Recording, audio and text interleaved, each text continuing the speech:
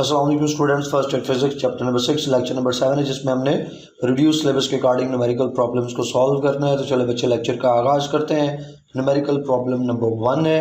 इसमें बताया गया कि 8 इक्वल साइज ड्रॉप्स हैं ऑयल के और वो फॉल कर रहे हैं through the air with speedy velocity of 0.1 metre per second. Speedy velocity जो यहाँ पे बच्चों बताई है ना, ये टर्मिनल वेलोसिटी है वीटी।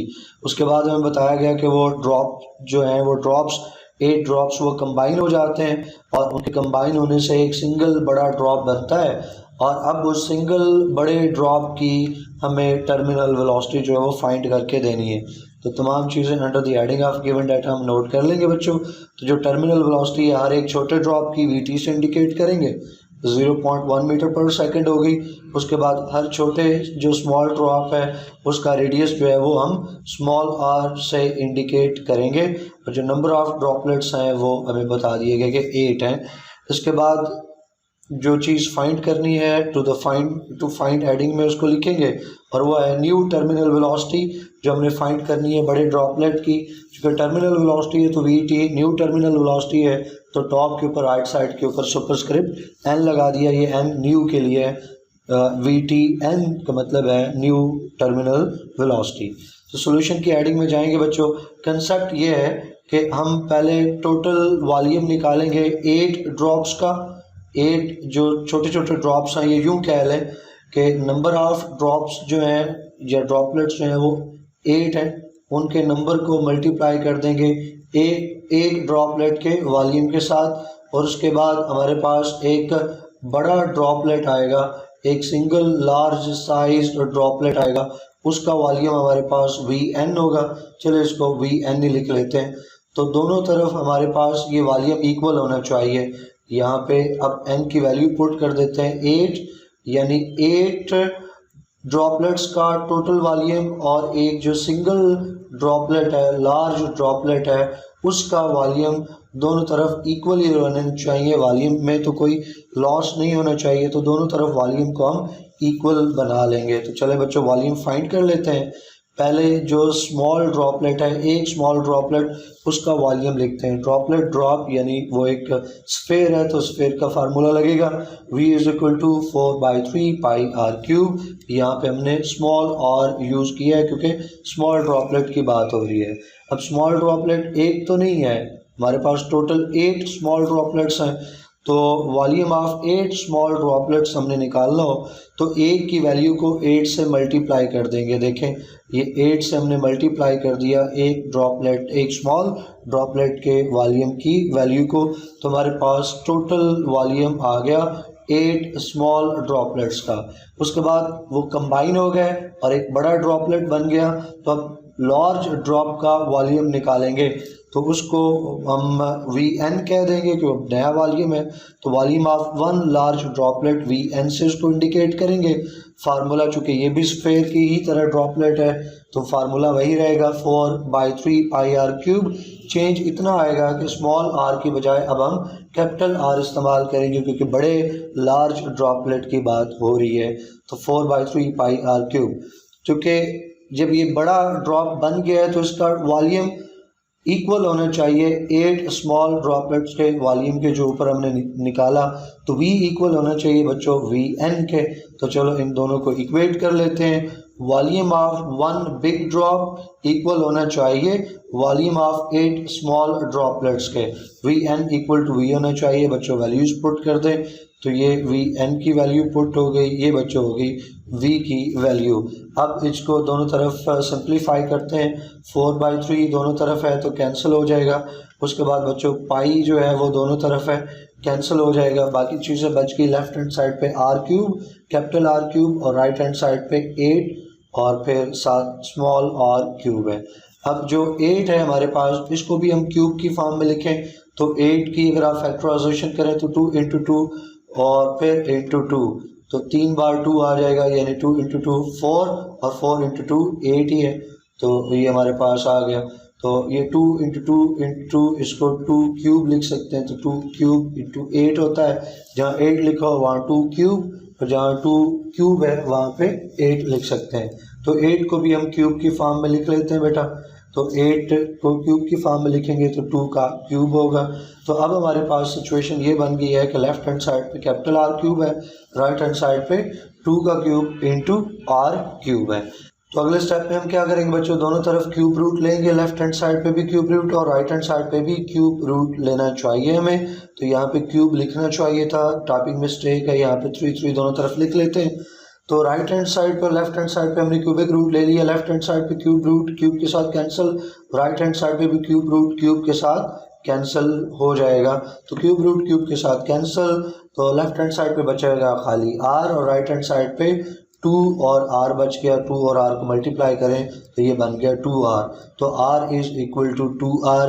अब हमारे पास वैल्यू आ गई है। इस वैल्यू को अब हम टर्मिनल वेलोसिटी के फार्मूला में पुट कर सकते हैं। तो टर्मिनल वेलोसिटी का फार्मूला लिखेंगे बच्चों, vt is equal to 2 rho g r square divide by 9 eta. अब यहाँ पे हम जो r है स्मॉल r उसको कैपिटल R से बदल देंगे, क्योंकि हम न्यू टर्मिनल वेलोसिटी फाइंड कर रहे हैं। न्यू टर्मिनल वेलोसिटी में बड़ा ड्रॉप है और बड़े ड्रॉप के लिए हमने कैपिटल R पुट करना है। तो दोबारा अब हम उसको मॉडिफाई करेंगे, vt की जगह vtn आ जाएगा और इधर स्मॉल r की जगह कैपिटल R आ जाएगा। कैपिटल R की वैल्यू हमने निकाल रखी है, ये हमारे पास ऊपर मौजूद है, capital R is equal to 2r। तो अगले स्टेप में हम कैपिटल R हटाएंगे और उसकी जगह उसकी वैल्यू पुट कर देंगे। कैपिटल R की वैल्यू हमने 2r पुट कर दी। अगले स्टेप में चूँकि इसका स्क्वायर है तो ये स्क्वायर सॉल्व करेंगे। तो 2 का स्क्वायर बच्चों सॉल्व करें हुआ 4, फिर r का स्क्वायर सॉल्व करें तो वो हो गया r स्क्वायर। अगले स्टेप में आप इसको सिंप्लीफाई कर लें और ये जो 4 है इसको अलग कर लें। 4 को अलग कर लिया तो बाकी जो चीज़ें हैं, बाकी पूरे का पूरा जो टर्म है वो अलग हो जाएगी।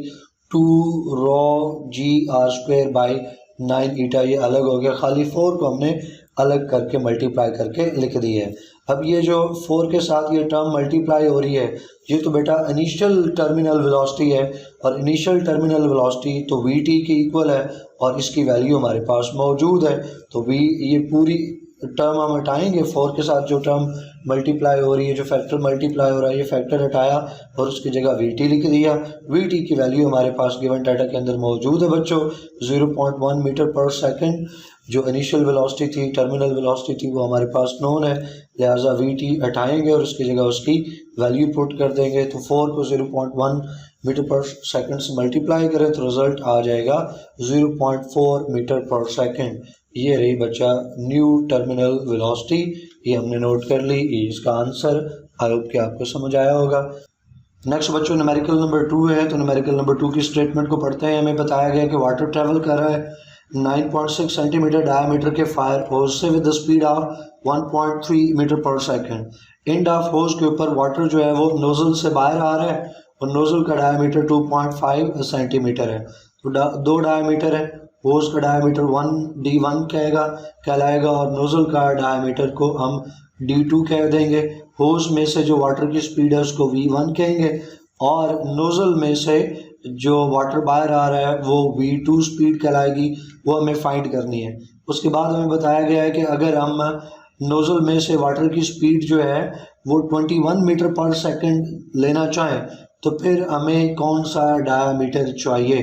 तो नोजल का एक नया डायामीटर भी हमें फाइंड करना है। तमाम चीज़ों को under the heading of given data organise करते हैं बच्चों। डायामीटर ऑफ होज d1 कहेंगे 9.6 सेंटीमीटर, उससे r1 फाइंड करेंगे रेडियस। d1 को 2 से डिवाइड करो यानी 9.6 डिवाइड बाई 2 4.8 सेंटीमीटर हो गया। इसी तरह speed of water in fire hose उसको v1 कहेंगे बच्चों 1.3 मीटर पर सेकंड और डायमीटर ऑफ नोजल d2 से इंडिकेट करेंगे 2.5 सेंटीमीटर। इससे r2 हम फाइंड कर लेंगे रेडियस ऑफ नोजल, तो d2 डिवाइड बाई 2 यानी 2.5 सेंटीमीटर डिवाइड बाई 2 करेंगे और ये आ जाएगा 1.25 सेंटीमीटर। जो चीज़ें फाइंड करनी है उसमें दो चीज़ें हैं, पार्ट ए और पार्ट बी। पार्ट ए के अंदर हमने speed of water through nozzle v2 find करनी है और पार्ट बी में हमें स्पीड दे दी गई है और हमें डायमीटर जो है वो नोजल का फाइंड करना है। तो सबसे पहले बच्चों सोल्यूशन में पार्ट 1 की तरफ जाते हैं और इक्वेशन ऑफ कंटिन्यूटी का सहारा लेंगे और वहाँ से इसको सॉल्व करेंगे। इक्वेशन ऑफ कंटिन्यूटी है a1 v1 is equal to a2 v2। बच्चों एरिया हमारे पास है नहीं है, हमारे पास रेडियस है, तो एरिया का हम फार्मूला लगा लेंगे। a1 की जगह आ जाएगा पाई r1 स्क्वायर और A2 की जगह आ जाएगा बच्चों पाई R2 स्क्वायर। तो A1 हटाएं, उसकी जगह उसकी value pi R1 square put करें, साथ V1 आ जाएगा। राइट हैंड साइड पे A2 की value pi R2 square put और साथ V2 आ जाएगा। अब यहाँ पे पाई दोनों तरफ से कैंसिल हो जाएगा, तो मॉडिफाइड फार्मूला बन गया R1 का square into V1 is equal to R2 square into V2। अब इसमें वैल्यूज़ बच्चों पुट कर दो। R1 की वैल्यू आपके पास नोन है 4.8, उसका स्क्वायर आ जाएगा। V1 की भी वैल्यू नोन है, R2 की वैल्यू पुट करें उसका स्क्वायर, और V2 आपको कैलकुलेट करना है। नेक्स्ट स्टेप में आप लेफ्ट हैंड साइड को सॉल्व करें। 4.8 का स्क्वायर लें तो 23.04 आ गया, उसके साथ 1.3 को मल्टीप्लाई कर दें। इस तरह राइट हैंड साइड पे 1.25 का स्क्वायर लें तो 1.56 और साथ V2। अगले स्टेप में आप क्या करो बच्चों कि ये जो 1.56 है इसको इधर ला के डिवाइड कर दो। तो हमें जो मालूम करना है वो V2 मालूम करना है। तो यहाँ पे थोड़ा सा टाइपिंग मिस्टेक है, राइट हैंड साइड पे हमें 1.56 को दूसरी तरफ लेके जाना है। तो ये जो यहाँ पे फैक्टर डिवाइड हो रहा है एक्चुअल में यहाँ पे होना चाहिए 23.04 इंटू 1.3 डिवाइडेड बाई 1.6 आएगा। तो हमने इसको करेक्ट कर लिया।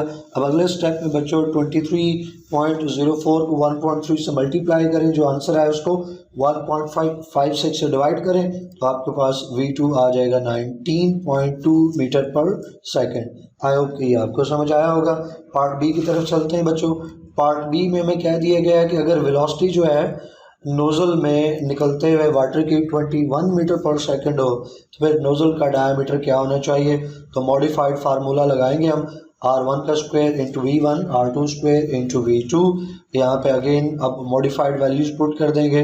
R1 की वैल्यू बच्चों साथ V1 और R1 का स्क्वायर अपनी जगह पे रहेगा। इसी तरह R2 अब हमने फाइंड करना है, रेडियस फाइंड करेंगे और रेडियस से डायमीटर निकलेगा, जबकि हमें न्यू वेलोसिटी जो है वो दे दी गई है नोज़ल की 21 मीटर पर सेकंड, वो पुट करेंगे। तो राइट हैंड साइड पे उसी तरह आप 4.8 का स्क्वायर लें तो 23.04 और साथ 1.3 आ जाएगा, और राइट हैंड साइड पे R2 का स्क्वायर और साथ 21। अगले स्टेप में आप लेफ्ट हैंड साइड पे इसको सॉल्व करें तो ये आ जाएगा बेटा इसका आंसर 30, और हमें R2 की रिक्वायरमेंट है तो 21 जो राइट हैंड साइड पे डिवाइड हो रहा है लेफ्ट हैंड साइड पे डिवाइड जाके राइट हैंड साइड पे मल्टीप्लाई हो रहा है, लेफ्ट हैंड साइड पे जाके डिवाइड हो जाएगा। तो R2 का स्क्वायर इक्वल हो जाएगा 30 डिवाइड बाई 21। अगले स्टेप में बच्चों 30 डिवाइड बाई 21 करें तो 1.43 आ जाएगा। हमें टारगेट है खाली R2 का, तो दोनों तरफ अंडर रूट ले लेंगे, लेफ्ट हैंड साइड और राइट हैंड साइड पे अंडर रूट लें तो लेफ्ट हैंड साइड में जो अंडर रूट है वो स्क्वायर के साथ कैंसिल हो जाएगा, और राइट हैंड साइड पे 1.43 का अंडर रूट लें तो 1.2 मीटर आएगा। ये हमारे पास है रेडियस। अब रेडियस हमारा टारगेट नहीं था, पहला डायरेक्ट टारगेट हमारा जो है वो डायमीटर है। तो रेडियस को डायमीटर में कन्वर्ट करेंगे तो 1.2 को 2 से मल्टीप्लाई कर दो तो डायमीटर आ जाएगा। तो आप R2 को 2 से मल्टीप्लाई कर दें तो डायमीटर D2 नोज़ल का डायमीटर आ जाएगा बच्चों। अभी हमने R2 निकाला है तो R2 की वैल्यू पुट करें और उसको 2 से मल्टीप्लाई कर दें तो आपके पास रेडियस आ जाएगा 2.44 मीटर। आई होप कि ये न्यूमेरिकल भी आपको समझ आया होगा। कोई क्वेश्चन क्यूरी हो तो आप लाजमी कमेंट सेक्शन में पूछ सकते हैं। नेक्स्ट है बच्चों लास्ट पेपर न्यूमेरिकल नंबर 3, और ये लास्ट न्यूमेरिकल है, बाकी न्यूमेरिकल रिड्यूस सिलेबस में शामिल नहीं है। ये तीसरा न्यूमेरिकल है। इस न्यूमेरिकल में हमें बताया गया कि एक बच्चों फिश टैंक है जिसकी डायमेंशंस हमें बता दी गई।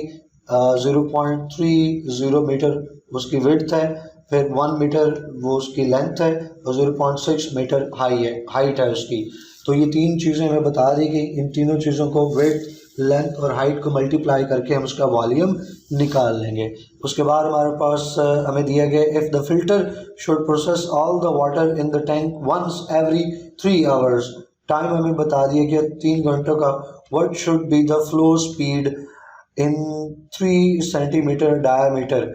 हमें उसका डायमीटर दे दिया गया 3 सेंटीमीटर और हमसे उसकी स्पीड मांग ली गई है। तो तमाम चीज़ों को बच्चों under the heading of given data note कर लेंगे। वॉल्यूम ऑफ फिश टैंक हम निकाल सकते हैं, कैपिटल वी से इंडिकेट करेंगे। ये आ गया बेटा उसकी लेंथ ये उसकी विड्थ है 0.30 विड्थ है, उसकी लेंथ है, फिर उसकी हाइट है। तीनों चीज़ों को मल्टीप्लाई करेंगे तो 0.18 मीटर क्यूब हमारे पास उसका वॉल्यूम आ गया। टाइम जो लग रहा है वो 3 घंटे है, तो उसको सेकंड में बदलेंगे। तो 3 को पहले 60 से मल्टीप्लाई करेंगे तो मिनट बन गए, फिर उसको 60 से मल्टीप्लाई करेंगे तो सेकंड्स बन गए। तो 3 × 60 ये हो जाएगा 10,800 सेकंड्स। उसके बाद डायमीटर है बच्चों 3 सेंटीमीटर का, तो इसको मीटर में कन्वर्ट करेंगे, इसको 100 से डिवाइड करें तो 0.03 मीटर। अब इससे रेडियस फाइंड कर लेंगे। रेडियस r इक्वल हो जाएगा diameter divide by 2। Diameter 0.03 metre है, उसको 2 से डिवाइड करें तो 0.015 मीटर हमारे पास डायमीटर आ गया। अब जो चीज़ फाइंड करनी है उसकी तरफ चलते हैं। हमें फ्लो स्पीड मालूम करनी है, फ्लो स्पीड v मालूम करनी है। तो इक्वेशन ऑफ कंटिन्यूटी से हम निकाल सकते हैं। इक्वेशन ऑफ कंटिन्यूटी में बेटा हमने लास्ट लेक्चर में, लेक्चर नंबर 4 में एक कंसेप्ट सीखा था वॉल्यूम फ्लो रेट का। तो volume flow rate capital V divided by T is equal to AV। यहाँ पे कैपिटल V वॉल्यूम है, T टाइम है बच्चों, और राइट हैंड साइड पे A जो है वो एरिया है और स्मॉल v जो है वो स्पीड है, फ्लो स्पीड है जो हमने निकालनी है। अब हम इसको थोड़ा सा रीअरेंज करते हैं। हमारा टारगेट चूंकि v है, स्मॉल v, तो हम A को जो राइट हैंड साइड पे मल्टीप्लाई और लेफ्ट हैंड साइड पे जाके डिवाइड कर देंगे तो A जो है वो T के साथ आ जाएगा। तो इक्वेशन क्या बन जाएगी, small v is equal to capital V divide by AT। अगले स्टेप में A की वैल्यू पुट कर दें। A इक्वल है पाई आर स्क्वायर, तो A हटाएं, उसकी जगह डिनोमिनेटर में पाई आर स्क्वायर पुट कर दें। अब आपके पास ये मॉडिफाइड फार्मूला बन गया है, इसमें आप वैल्यूज़ पुट कर सकते हैं। तो बच्चों ये ऊपर हमने वॉल्यूम की वैल्यू पुट कर दी, ये पाई की वैल्यू है, ये आर की वैल्यू गिवन डाटा से, उसका स्क्वायर, और फिर ये टाइम की वैल्यू आ गई।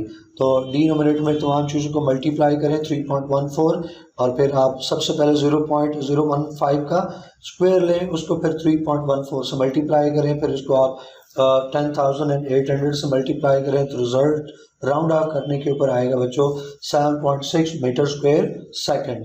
अगले स्टेप में यहाँ से ये मीटर स्क्वायर कैंसिल हो जाएगा, ऊपर से मीटर क्यूब ख़त्म, 1 मीटर रह गया।